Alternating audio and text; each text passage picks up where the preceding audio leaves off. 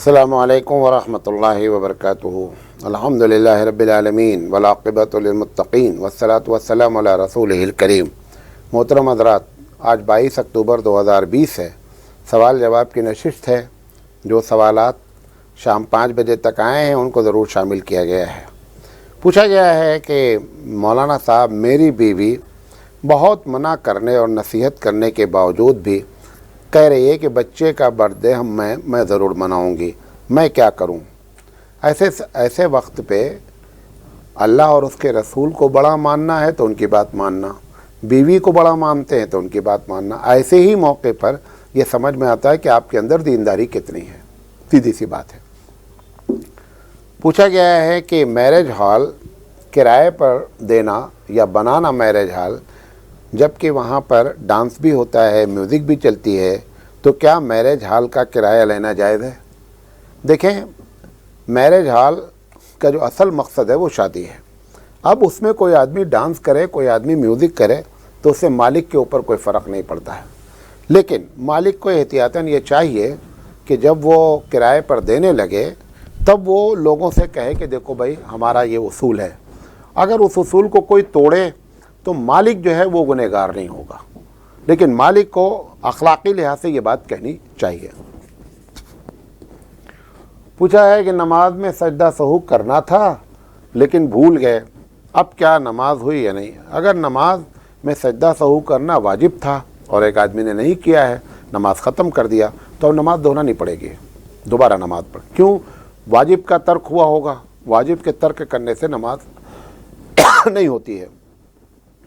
پوچھا گیا ہے کہ لوگ مسجد میں سوشل ڈسٹینسنگ نہیں کر رہے ہیں، حالانکہ سرکار نے بوڑھوں کو اور بچوں کو منع کیا ہے، اب ہم کیا کریں؟ دیکھیں، یہ جو مسجد میں سوشل ڈسٹینسنگ نہیں ہو رہی ہے یا یہ کہ لوگ پابندی نہیں کر رہے ہیں، اس کے پیچھے وجہ ہے۔ سرکار کہہ رہی ہے، قانون بنائے ہوئے ہے کہ بھائی سوشل ڈسٹینس کے ساتھ نماز پڑھیں۔ سرکار کا جہاں 100% بس چلتا ہے، مثال کے طور پر بس ہے، بس سرکار کی ہے، سرکار بس میں سوشل ڈسٹینسنگ نہیں کر رہی ہے۔ ٹرین ہے، کس کے انڈر میں ہے؟ سرکار کے انڈر میں ہے۔ سوشل ڈسٹینسنگ کے تحت آپ ریزرویشن کیجئے، باقی آپ سیٹ خالی جانے دیجئے، وہاں نہیں کر رہے۔ ہوائی جہاز کس کے انڈر میں ہے؟ سرکار کے انڈر میں۔ ہوا یہ ہے کہ جو جگہیں سرکار سوشل ڈسٹینسنگ کر سکتی تھی وہاں پہ نہیں کرنے کی وجہ سے اب لوگوں نے مسجد میں جو کرتے تھے انہوں نے چھوڑ دیا، اور اب حقیقت میں مسجد میں کرنے کا فائدہ بھی نہیں ہوگا۔ بھئی بازار میں سوشل ڈسٹینسنگ نہیں ہے، ٹرین میں نہیں ہے، بس میں نہیں ہے، سفر میں نہیں ہے، کہیں نہیں ہے، تو سارا کرونا مسجد میں تھوڑے پڑا ہوا ہے کہ مسجد میں آنے سے کرونا لگ جائے گا۔ ہاں، قانون چونکہ یہ نفسیاتی طور پر کیا ہوا کہ لوگ اس کو فالو نہیں کر پا رہے ہیں۔ ہاں، سب جگہ ہوتا اور مسجد میں نہ ہوتا تو بہت غلط ہوتا۔ اب اس میں یہ پوچھا گیا ہے کہ ہم کیا کریں؟ اگر آپ کا دل مطمئن ہے کہ میں مسجد جاؤں گا، آپ سوشل ڈسٹینس کے تحت نماز پڑھ لیجئے جا کر کے۔ اگر وہ لوگ نہیں کر رہے ہیں، آپ اس صف میں کھڑے ہی نہیں ہوئیے، آپ آخری والی صف میں کھڑے ہو جائیے، ختم بات۔ بہرحال اب مسجد جب کھل گئی ہے تو یہ عذر کافی نہیں ہے، بلکہ مسجد جانا چاہیے۔ پوچھا گیا ہے کہ غسل کے واجب ہونے پہ اور فرض ہونے میں کیا فرق ہے؟ کوئی فرق نہیں ہے، دونوں ایک ہی لفظ ہیں، واجب ہونا، فرض ہونا ایک ہی لفظ ہے۔ پوچھا گیا ہے کہ بعض لڑکیاں اپنے ہاتھ اور پیر کے بال بناتی ہیں، یہ جائز ہے کہ نہیں؟ دیکھیں، بال دو طریقے کے ہوتے ہیں، لڑکیوں کے ہاتھ میں یا لڑکوں کے ہاتھ میں۔ لڑکوں کے ہاتھ کی بات تو نہیں، لڑکیوں کے ہاتھ کا مین ہے مسئلہ، اور پیر میں۔ جب بچیاں پیدا ہوتی ہیں تو ماؤں کو اس بات کا خیال رکھنا چاہیے کہ بچیوں کو اپٹن اگر لگائیں رگڑ کے، تو جب بڑی ہوں گی تو وہ روئیں زیادہ نہیں نکلیں گے۔ اپٹن سرسوں کا پاؤڈر وہ بنایا جاتا ہے، پیسٹ، اور خوب رگڑ کے ملا جاتا ہے، جیسے میل نکالی جاتی ہے۔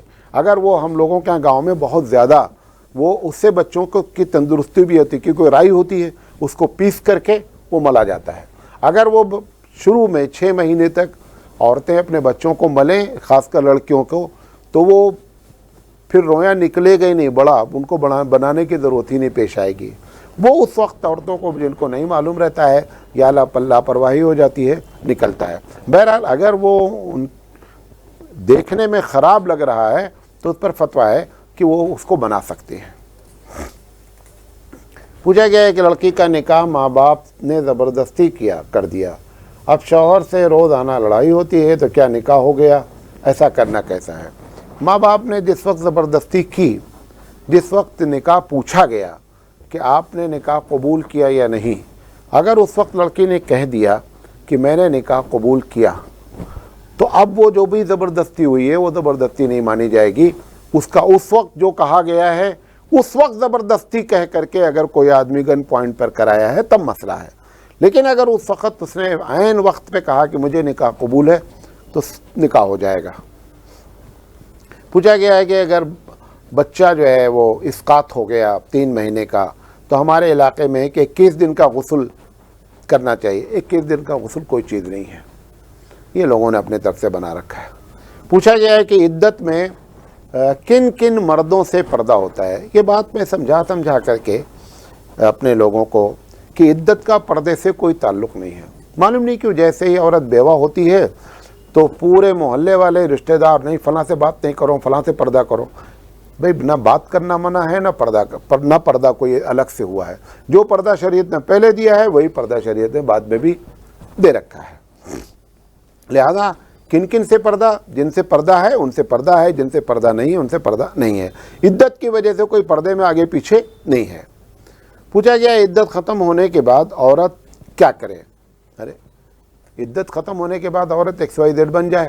اب یہاں پہ لوگ کیا کرتے ہیں کہ کوئی فنکشن کرتا ہے تو کوئی گھر بلاتا ہے تو کوئی، سوال یہ ہے کہ اللہ تعالیٰ نے اس کو غم میں رکھا 4 مہینہ 10 دن ہیں، جب آپ فنکشن کر کے بتانا چاہتے ہیں کہ یہ ہمارے اوپر بہت بڑا ظلم ہوا ہے، یہ تو اللہ کے قانون کے خلاف بات ہو گئی۔ عام جیسے ہوتا ہے کچھ بھی نہیں، نہ کوئی فنکشن ہے نہ اس کی وجہ سے کوئی اس کے لیے اسپیشل دعوت ہے، کچھ بھی نہیں ہے۔ پوچھا گیا ہے کہ ایک شخص کا انتقال ہوا ہے، اس کی ایک بیوی ہے اور ماں ہے اور باپ ہے، وراثت کیسے تقسیم ہوگی؟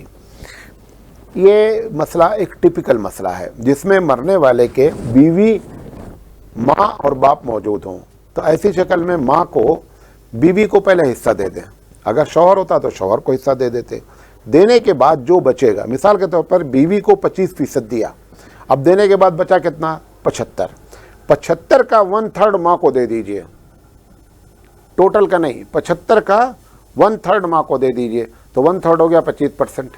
اب بچا کتنا؟ 25 بیوی کو چلا گیا، 25 ماں کو چلا گیا، بچا 50 باپ کو چلا جائے گا۔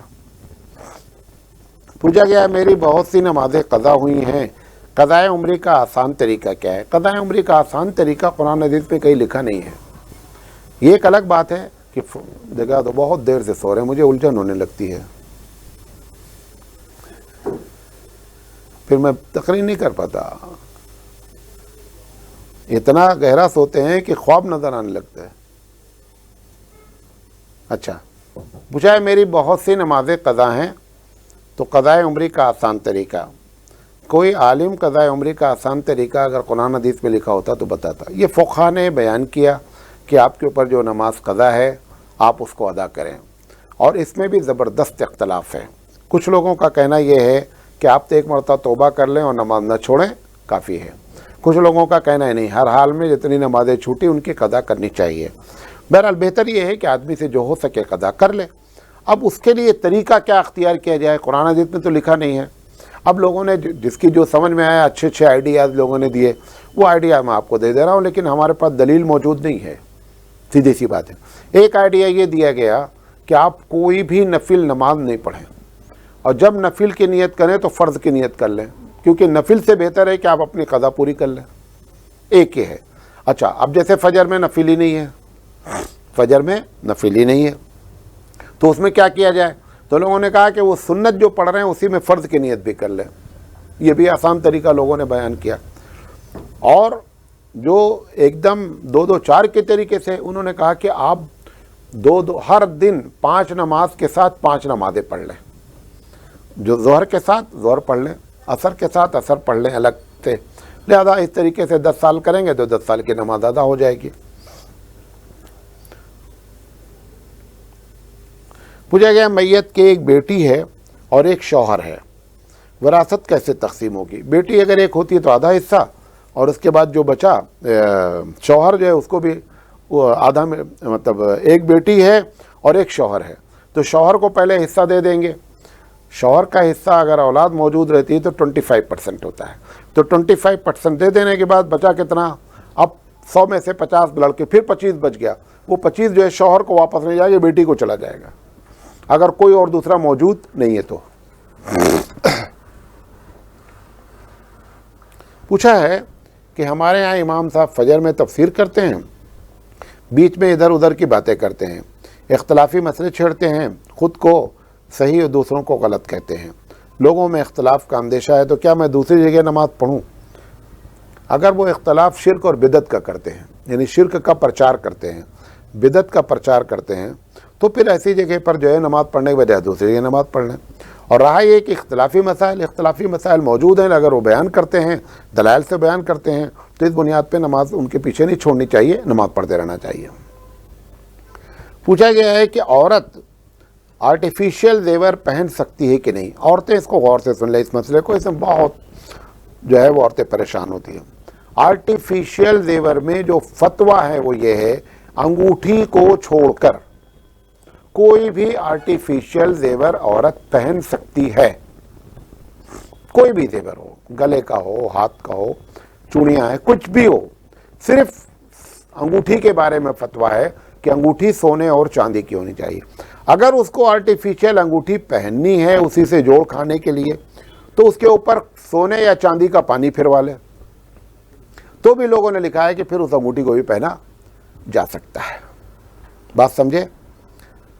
पूछा गया है मौलाना साहब, क्या औरत काला खिजाब लगा सकती है।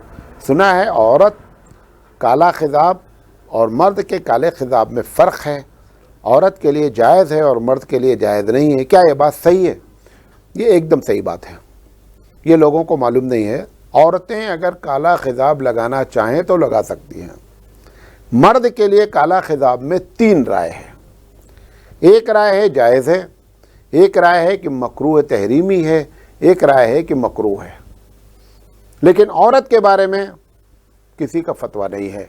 और वजह क्या है, क्योंकि औरत अगर बूढ़ी लगेगी तो शौहर गलत लाइन अख्तियार कर सकता है। उस सोसाइटी को बचाने के लिए ये फतवा ये औरतों के लिए कह दिया गया कि औरतें काला खिजाब लगाना चाहें, जिससे शौहर जो है शौहर को खुशी होती है, तो औरत काला खिजाब लगा सकती है। मौलाना साहब, एक आदमी मेरे साथ तिजारत में कुछ रकम लगाई, लेकिन उनका इंतकाल हो गया, अब मैं वो पैसे कैसे वापस करूं। इसकी 2 शक्ल है। मतलब एक आदमी ने इन्वेस्टमेंट किया, अब मर गया, अब उसके वारिसीन हैं, तो पूछना चाहते हैं मोहतरम कि ये किसी बड़े को दे दिया जाए या कि मैं जो लोग वारिस हैं उस लिहाज से उनको तकसीम करें उनका जो इन्वेस्टमेंट है। इसमें अफजल और अच्छा तरीका तो ये है कि अगर आपको मालूम है कि इनके वारिसीन कितने, उनका शरई कितना हक़ है, उतना हिस्सा उनके हाथे पहुंचा दिया जाए, एक शक्ल। दूसरी ये है कि अगर उसमें कोई बड़ा है जो जिम्मेदार है तमाम इनहेरिटेंस का, विरासत का, उसके हवाले कर दिया जाए, आपकी जिम्मेदारी क्या हो जाएगी, ख़त्म हो जाएगी। पूछा गया है कि कुछ मोबाइल कंपनियां इंस्टॉलमेंट पर मोबाइल देती हैं और बाद में आप धीरे धीरे उसकी रकम भरते रहें। ये इंस्टॉलमेंट में एक बात समझ लें, बुनियादी तौर पर कोई भी सामान जो किस्त में ख़रीदा जाता है उसमें जिस वक्त, जैसे मिसाल तौर पर मोटरसाइकिल है, इसकी कीमत है 1 लाख रुपए, वो कह रहा है कि आप 1-1 हज़ार रुपये करके 10 महीने में दे दीजिए।